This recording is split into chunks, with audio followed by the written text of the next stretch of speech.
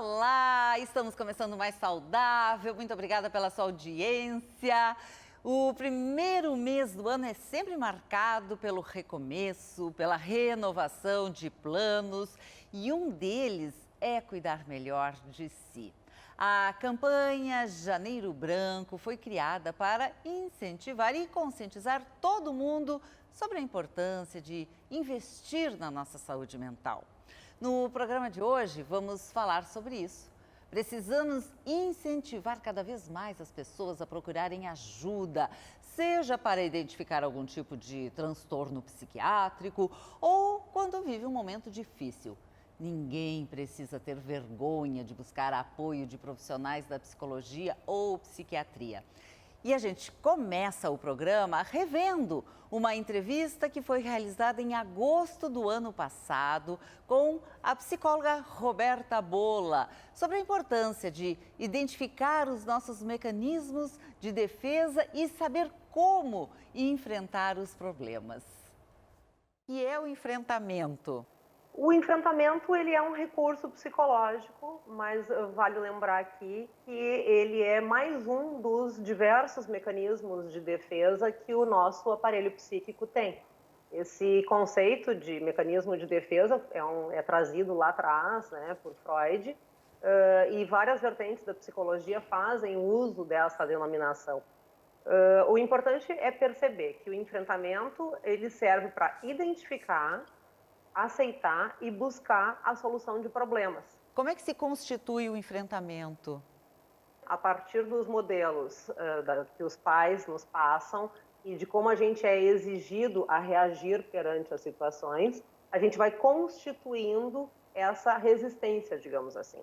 Então, através de limites, através de modelos à nossa volta, mas não é somente na infância.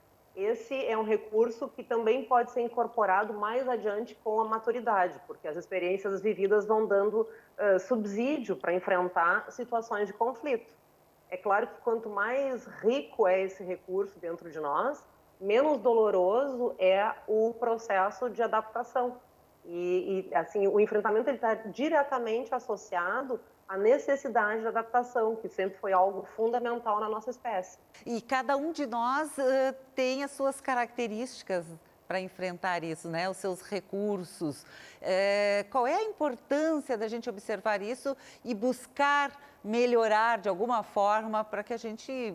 claro, o sofrimento sempre virá dentro de algum desafio, de algum problema, de uma situação grave, mas de que forma a gente pode lidar melhor com isso? É fundamental a gente aprender a aceitar e lidar com os problemas naturais da vida. Assim, a frustração faz parte da vida, né?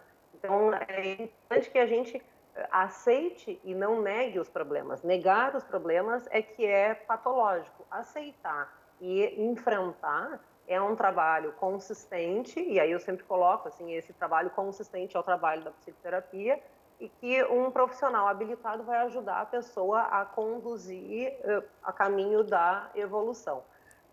Algumas formas de tratar isso, digamos assim, algumas dicas que eu poderia passar, é com relação a ter um foco naquilo que te preocupa, mas de forma mais analítica, mais racional, menos emocional. Porque muitas vezes a gente acaba transformando um problema que não é tão grande num problemão, né? A nossa percepção com relação ao problema acaba deturpando e criando um sofrimento. Uma outra forma da gente reagir bem é sempre tendo e buscando o contato social. É importante a gente perceber que nesse momento a gente está tendo um isolamento social, mas não um isolamento afetivo. É importante a gente buscar, conversar, e não fazer de conta que está com determinados sentimentos, porque esses sentimentos que acabam represados dentro de nós acabam mostrando muitas vezes a sua saída através até mesmo de doenças psicossomáticas. Então, é fundamental falar sobre o problema. Uma outra dica importante, eu acho que é investir na mudança, né? Investir na mudança, eu digo assim, fazer um esforço e criar novas formas de compensação perante a frustração. Dá um exemplo.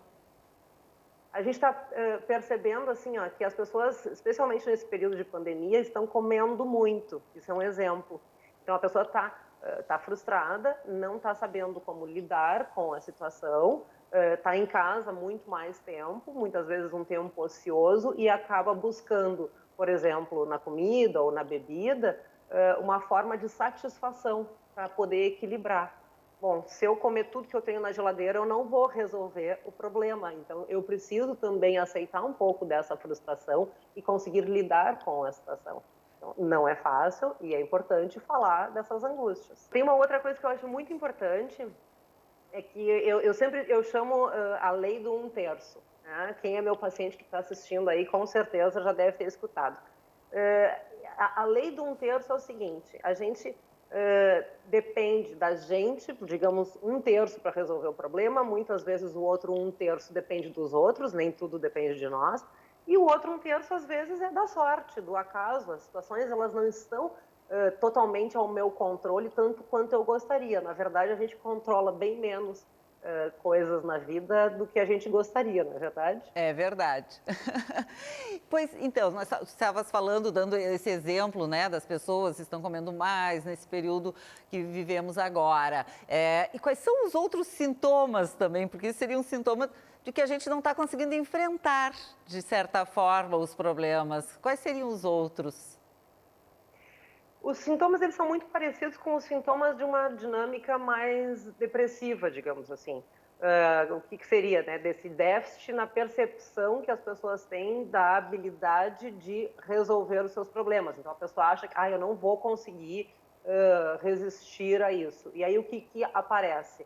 A frustração que acaba trazendo, muitas vezes até o cansaço físico, pessoas que acabam tendo um comportamento extremamente defensivo, irritabilidade, perda de interesse pelo trabalho, a falta de paciência, ou então lidar de forma muito irônica, com muito cinismo e até mesmo de forma agressiva.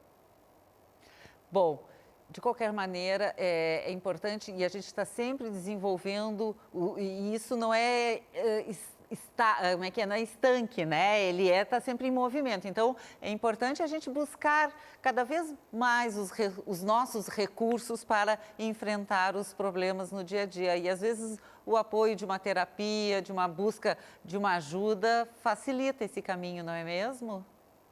Sem dúvida, sem dúvida. Isso faz parte daquilo que eu dizia, assim, investir na mudança. A terapia não é só um investimento financeiro, como muitas vezes as pessoas percebem, mas é muito mais um esforço de energia e de tempo. Então, a pessoa precisa encarar, né, enfrentar as suas características que lhe causam alguma dor e poder decidir melhorar, viver com uma qualidade de vida maior, superior, e entender que esse trabalho, que é o trabalho do psicólogo, ele pode vir a dar suporte a todos aqueles tropeços, né, que a pessoa teve até ali. A ideia sempre é fazer com que as pessoas sofram menos. É sempre assim, a vida é uma caixinha de surpresa e a gente tem que estar preparada para ela de alguma forma, não é mesmo? E o sofrimento faz parte da vida. Muitíssimo obrigada, Roberta. Foi um grande prazer conversar contigo. Obrigado você, Laura. Vimos aí como é importante o autoconhecimento para que nós possamos lidar melhor com os desafios, com o incontrolável. 2020 não foi fácil e ainda estamos vivendo a pandemia. O psiquiatra Rafael Moreno, da Rede de Saúde Divina Providência, fala sobre esse momento que pode gerar transtornos emocionais. Vamos saber como identificar a diferença entre o medo e a ansiedade. É o nosso quadro Espaço Saúde. O medo é uma emoção normal, necessária para a evolução do ser humano, já que se a pessoa não tem medo, ela atravessa a rua sem olhar, ela, enfim, faz sexo desprotegido, dirige muito rápido, então o medo nos faz evitar situações de perigo.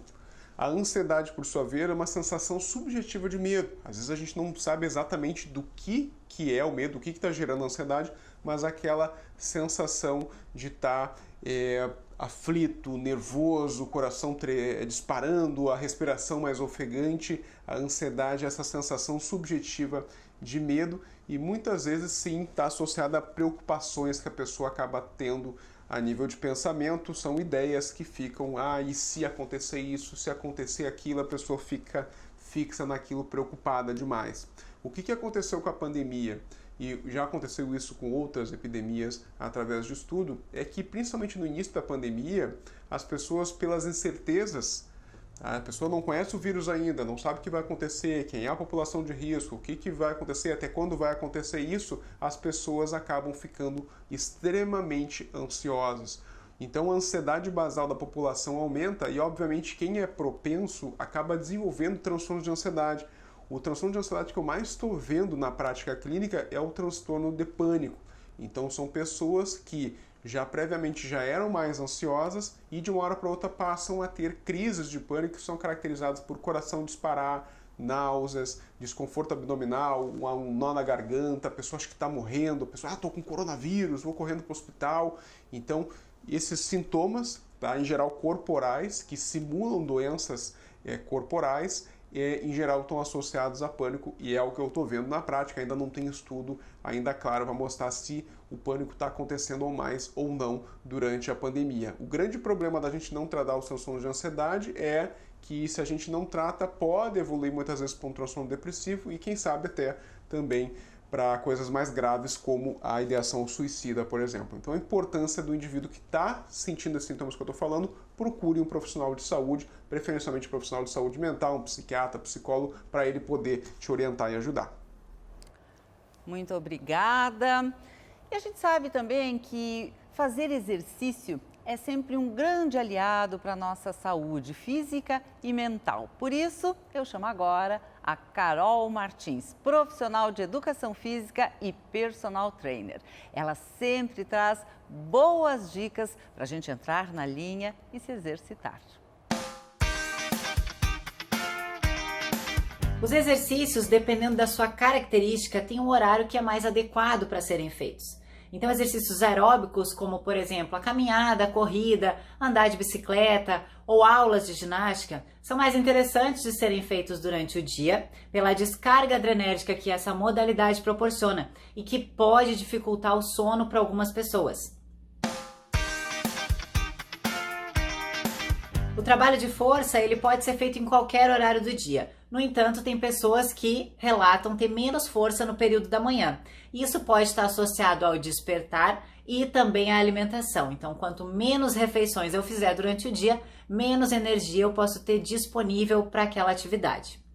Mas, toda vez que me perguntam qual o melhor horário para treinar, eu respondo da mesma forma. O melhor horário para treinar é aquele que você consegue ir, porque independente do horário ideal, o importante é que você tenha constância, que você tenha frequência, e para isso você precisa encaixar na sua rotina. Então, mais importante do que um horário ideal é você conseguir cuidar da sua saúde. Boa! Vamos cuidar mais da nossa saúde física e mental. E agora a gente faz um rápido intervalo e na volta continuamos falando sobre o autocuidado e também tem uma receita doce e saudável preparada pela Mari, a guria natureba. Já voltamos!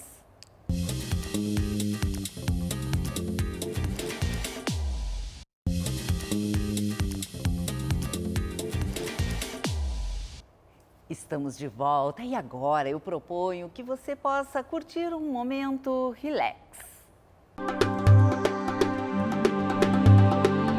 O escalda-pés era utilizado na Grécia e Roma Antiga como um banho terapêutico, um ritual de conexão entre corpo e alma.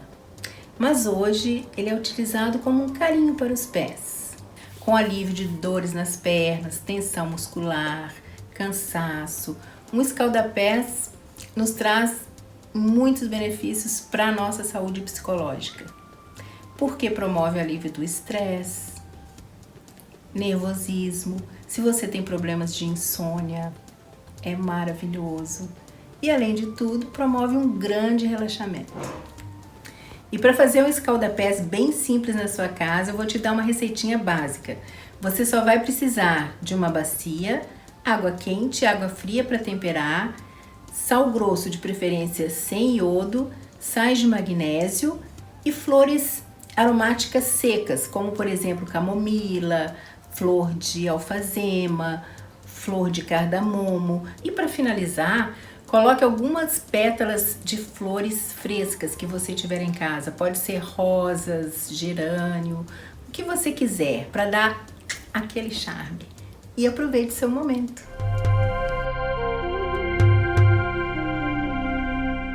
Ai, que delícia! Obrigada, Regina. Com certeza, um bom Scalda-Pés alivia as tensões, o estresse do dia a dia. E a gente segue falando de autocuidado. Vamos rever uma entrevista que eu fiz em setembro do ano passado com a psicóloga e psicanalista Cristiane Ganzo. Oi, Cristiane! Seja bem-vinda! Oi, Laura, que bom estar aqui contigo. É sempre muito bom conversar contigo e hoje sobre o autocuidado. Nós, muitas vezes, sabemos que as pessoas se preocupam mais em cuidar dos outros do que com elas mesmas. Quais são esses sinais, assim, um alerta? Porque às vezes as pessoas nem se dão conta disso. Olha, Laura, top na linha da necessidade do autocuidado é o sono.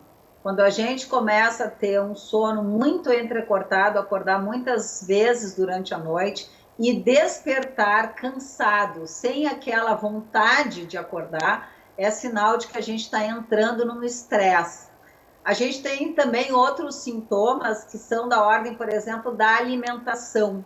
Quando a gente tem diarreia, muitas vezes, quer dizer que a gente está em algum processo de perda, de luto, e a gente não se deu conta, mas a gente se sente perdendo as coisas. Então, esse sintoma de diarreia, os sintomas no corpo, Laura, eu diria que são o primeiro sinal de alerta de que a nossa vida emocional não tá precisando de cuidado. É o corpo que dá o primeiro sinal, dor de cabeça, contratura, irritação, irritabilidade, né?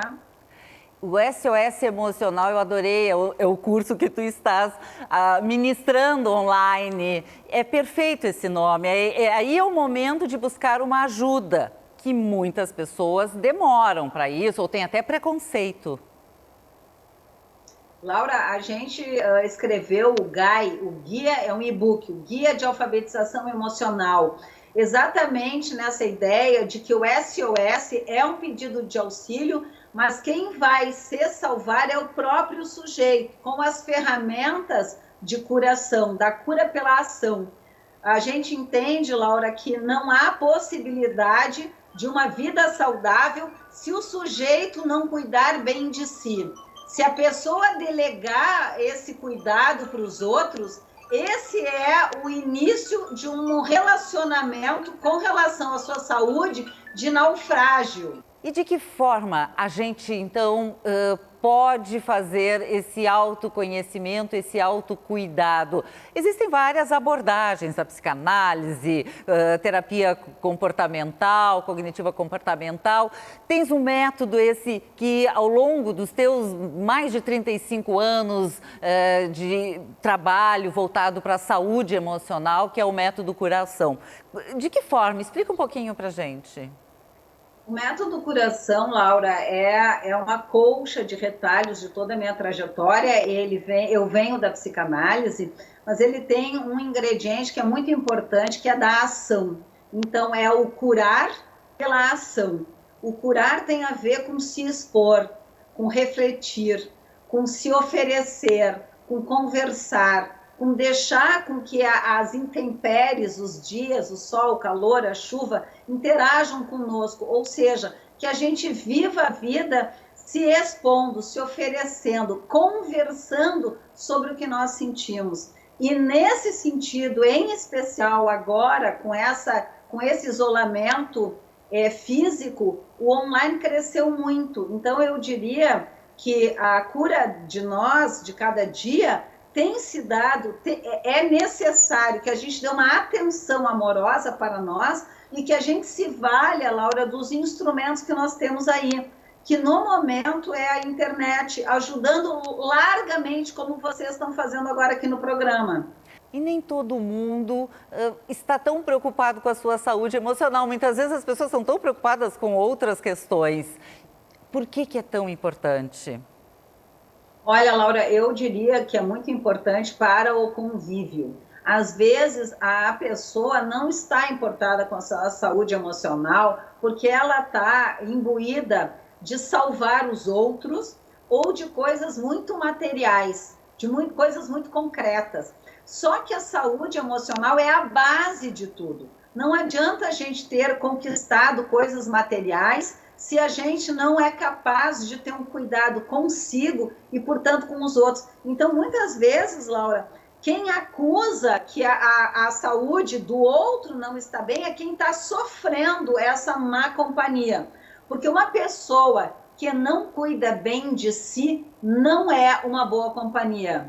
Não é uma companhia segura. É uma pessoa que cria problemas. Às vezes, na maior das boas intenções, como as mães, por exemplo, que estão sempre ocupadas com o bem-estar dos filhos e estão invadindo a privacidade dos filhos. E nessa pandemia, Laura, isso é o que está acontecendo muito, porque as pessoas estão em espaços diminutos, pequenos, e elas estão com um convívio super intenso e não se aguentam mais, porque é muita intervenção, é muita invasão. Então, a saúde emocional, ela é assim, a base do relacionamento, a base do respeito do espaço uns dos outros. Para que se tenha uma boa convivência. E mais do que nunca, é o buscar, de alguma forma, a ajuda. A tua experiência hoje online tem sido muito boa, que antes tínhamos muito preconceito em relação a isso e está dando certo. Olha, Laura, é uma surpresa, uma grata surpresa, o quanto a tecnologia tem nos aproximado e tem nos tirado do isolamento afetivo, porque nós estamos em isolamento físico, mas não afetivo. Agora, mais do que nunca, nós precisamos nos comunicar uns com os outros. A terapia online tem sido, para mim, assim, uma grata surpresa. Eu faço grupos online, eu faço sessões individuais, as pessoas estão, assim, muito agradecidas por poderem estar em qualquer lugar do mundo e estarem se emprestando esse auxílio, essa escuta, esse amparo emocional. Tem sido impressionante como funciona. É muito lindo de ver.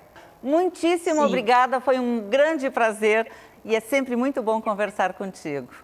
E até breve. Beijo. Beijo. Gratidão pelo trabalho de vocês, de comunicação, dessas coisas tão importantes, Laura. Muito obrigada e até breve. É sempre bom rever boas conversas como esta. E no Instagram Bororó Educação, você encontra o apoio emocional nos destaques da bio. E ali tem mais informações de como participar gratuitamente de grupos terapêuticos. Agora tem uma receita. Sempre nós temos receitas aqui no programa. Hoje é um doce bem gostoso, preparado pela Mari, a guria natureba. Hoje eu vou ensinar pra vocês uma receita de bolo sem farinha, que eu sei que vocês adoram bolo sem farinha, né? Vou usar coco seco ralado, sem açúcar, claro. E é isso que vai ser usado como farinha nesse bolinho. Então, para essa receita, forno aquecido em primeiro lugar. Ovos, a gente vai usar 5 ovos. 100 gramas de coco ralado seco. Vocês vão me dizer o que é 100 gramas, Mari? Sabe aqueles pacotinhos que a gente compra no supermercado de coco seco sem açúcar? Então, todos eles têm 100 gramas. Vai ser fácil de encontrar. Meia xícara de leite vegetal, açúcar, vocês podem escolher açúcar demerara, de coco, mascavo, eu vou de mascavo. Pode usar eritritol e xilitol também, daí sim, esse bolinho vai ficar super low carb. E que mais? Óleo de coco, que eu já deixei derretendo um pouquinho, porque nesse inverno, principalmente aqui no sul, né? E fermento, eu tô utilizando um fermento livre de alumínio. Agora, liquidificador, forminhas e forno. Lembrando que primeiro, os ingredientes líquidos, sempre o liquidificador. Vou quebrar os ovos num potinho separado, porque, né, vai que algum ovo esteja estragado, vou perder toda a minha receita.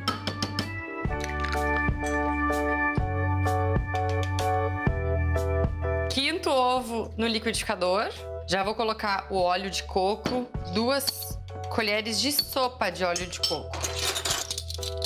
Lembrando da colher medidora. Não precisa colocar óleo demais nessa receita, porque já tem a gordura da gema.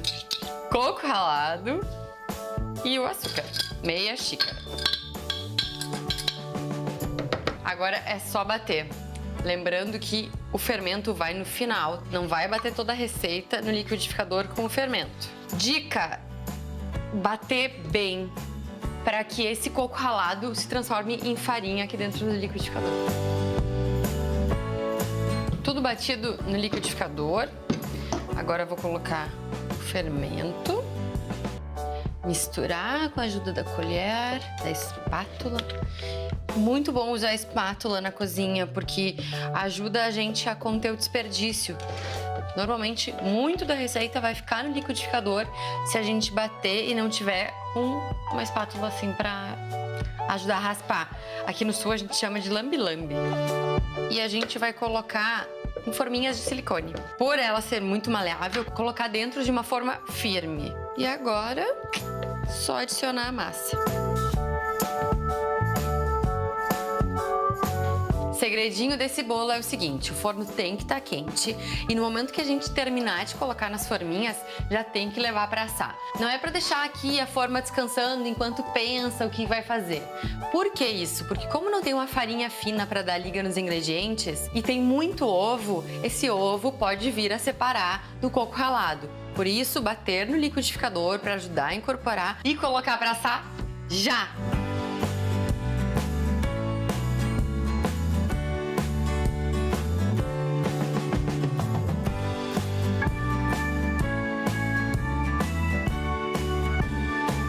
Derreti um chocolate para finalizar essa receita. Olha só, os bolinhos saem muito facilmente da forma de silicone e não precisa nem untar. Então é uma vantagem de usar esse tipo de forminha. Chocolate derretido em banho-maria e só dar umas pinceladas assim, fazer bagunça, sujar. Só não vale cobrir o bolinho inteiro, porque ele tem que aparecer. Então o chocolate é só para dar um toque. Tá lindo, né? Faz em casa e manda uma foto pra mim que eu reposto lá no meu Instagram. Que delícia! Obrigada, Mari! E o programa vai ficando por aqui. Se você quer ver todos os conteúdos do Mais Saudável, é só entrar no canal da Band no YouTube. Nos acompanhe também no Instagram e na página da Band no Facebook. E você ainda pode me seguir no Instagram, Laura Medina Saúde. Muito obrigada pela sua audiência e até sábado que vem. Tchau!